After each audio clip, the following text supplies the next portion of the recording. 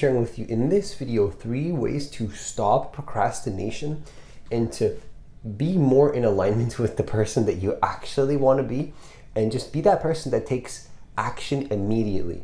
Like, you don't wait to take action, you just do it immediately without even thinking about it. So how do you become a person that takes action immediately with zero hesitation? I'm going to be sharing with you in this video how to do that so that you can just simply stop thinking so much about how you should take action, how it needs to be perfect, and that everything has to be, the stars needs to be aligned and everything has to be, peaches and amazing. It's like, no, you just need to start. And I'm going to share with you in this video how to do that.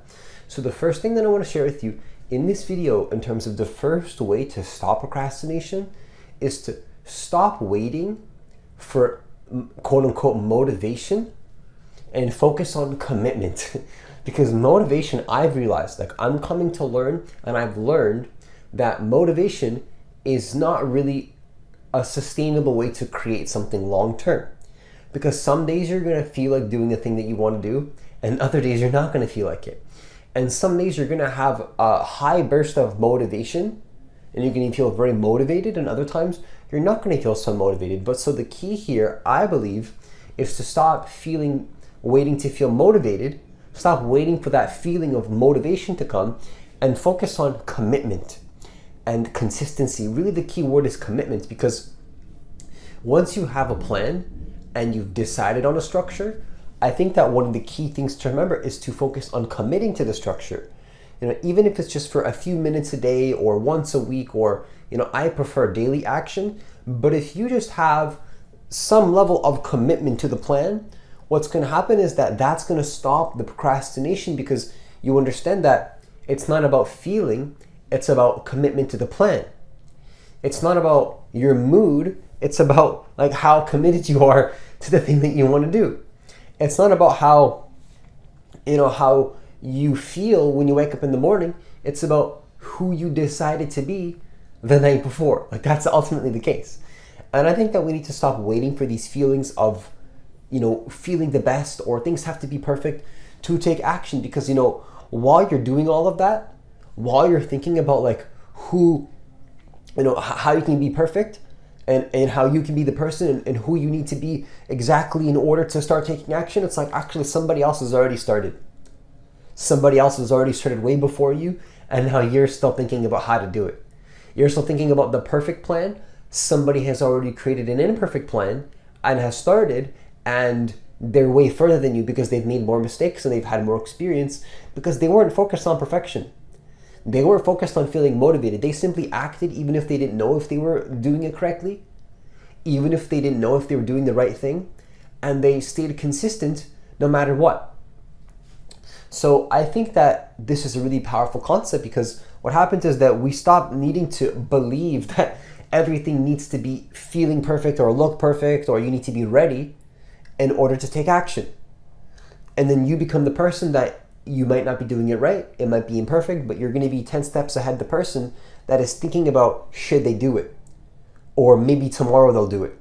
So the second thing that I want to share with you in this video is to understand that I think a really powerful way to stop procrastination is to remove these intense bursts of action. I call it intense bursts of action, where like for a short period of time, you have an intense burst of action and then followed by inaction.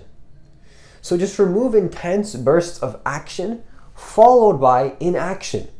What does that really mean? It means that, again, you feel this short-term boost of action, but then that's followed by maybe many weeks of inaction.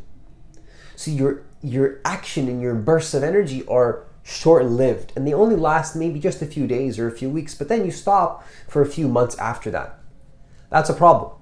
If you're going to be motivated for 2 weeks and then stop for 6 months, that's not enough. That's not what's going to help you to build the success that you want. It's going to be required of you to be consistent every single day, day in and day out, consistently for months, perhaps even years. And then you understand that it's not about this intense burst of energy that you do for a short period of time and then you stop. It's about just a little bit every single day. Small steps lead to big changes over time. If you do just one small step every day, and you do this every single day for multiple months, multiple years, that begins to compound over time. You begin to build a momentum associated with that. You begin to build an energy that's associated with that. And I think that we need to focus on, where in your life do you see this happen? This pattern of you feel motivated and feel very excited, and that lasts for just a short period of time. And then again, you look at the last time that you worked on your dream, on your goal, and it was multiple weeks ago, multiple months ago, multiple months have gone by. Where does this happen? Don't get attached to resisting this process and then judging yourself with this process. It's not about self-judgment. It's more about just simply being willing to look at that and say, like, what is that really about? Like, what's that really about? Like, if you're walking through your life, and you have these intense bursts of motivation followed by an action, what's that really about?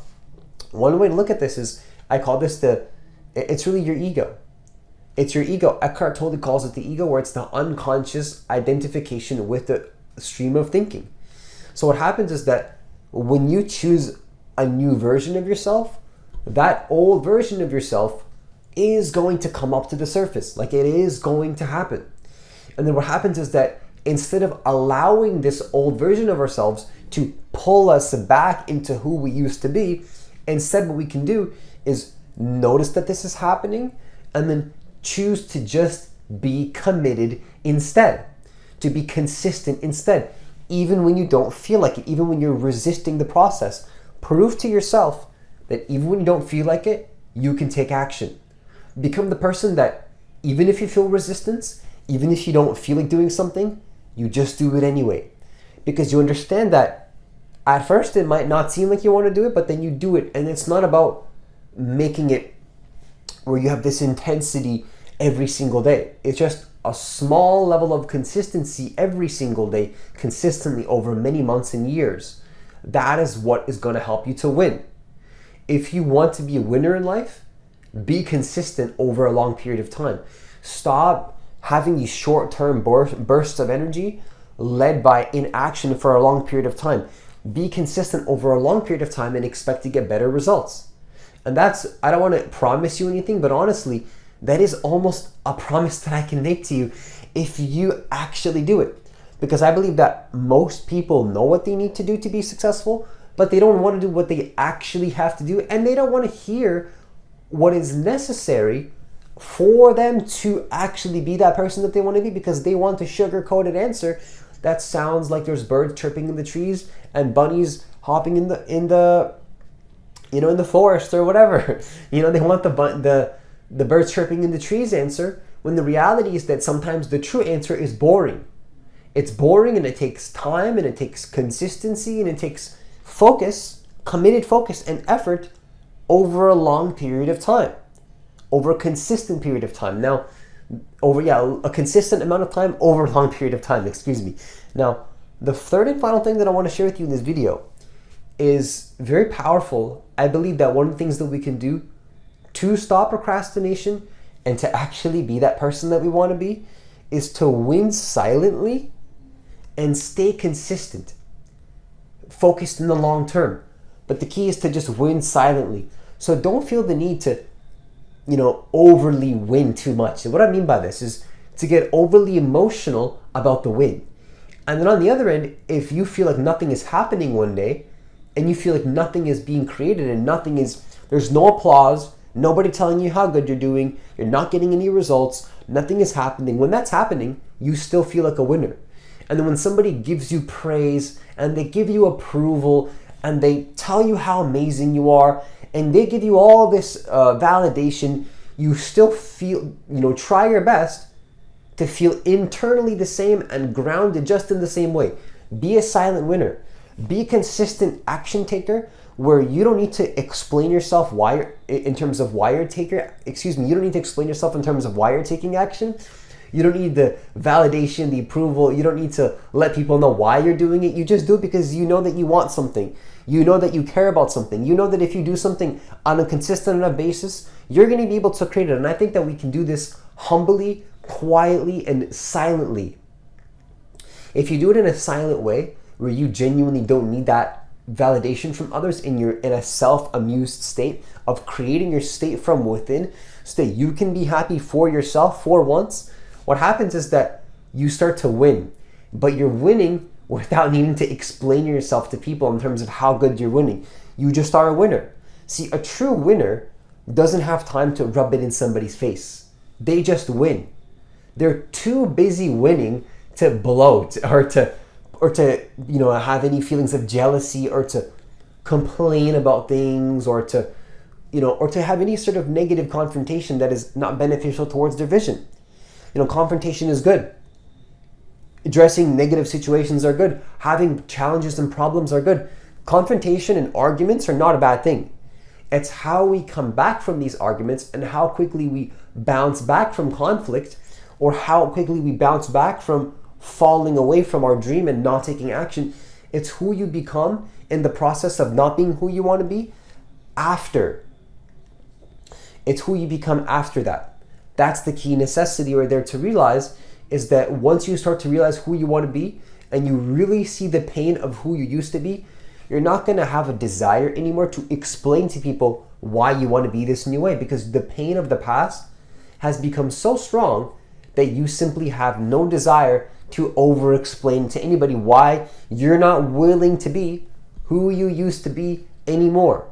You're not willing to be that person anymore. You're not willing to be the same person that you used to be anymore. You're fully committed.